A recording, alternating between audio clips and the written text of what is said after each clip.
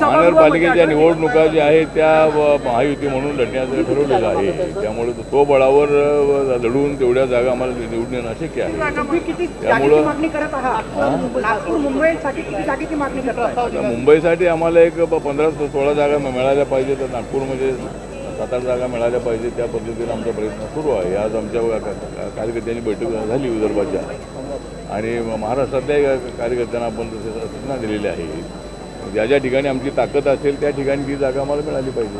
आठवलेजी, दोन्ही सभागृहामध्ये विरोधी पक्षनेता नाही आहे. आज 2 केंद्रीय मंत्र्यांची विधानभवनामध्ये उपस्थिती होती.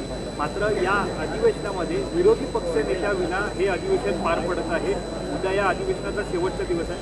सरकारला काही, दोन्ही सभागृहामध्ये विरोधी पक्षनेते नाही आहेत, सरकारला काही सल्ला देणार आहात? भाजपला 3 आमदार असताना दिल्लीमध्ये विरोधी पक्ष नेता जो आहे त्याला जे संख्या असते त्या संख्येवरती विरोधी पक्ष नेत्याची जबाबदारी देण्यात येते. त्यामुळं सध्या महाविकास आघाडीकडे तेवढी मोठी ताकद नाही आहे, आणि त्यामुळे टेक्निकल त्यामध्ये अडचण आहे. त्यामुळं जर विरोधी पक्षाचा नेता बनवायचा असेल तर ते नियम बदलावे लागतील. त्यामुळं सध्याच्या नियमाप्रमाणे जेवढी संख्या असायला पाहिजे तेवढी संख्या महाविकास आघाडीची नसल्यामुळं त्या ठिकाणी ती अडचण झालेली आहे. आमच्या पार्लमेंटमध्ये असं जर झालं होतं की काँग्रेस पक्षाला फक्त 40-45 जागा असायच्या, आणि त्यामुळे त्यांनाही ते पद मिळालं नव्हतं.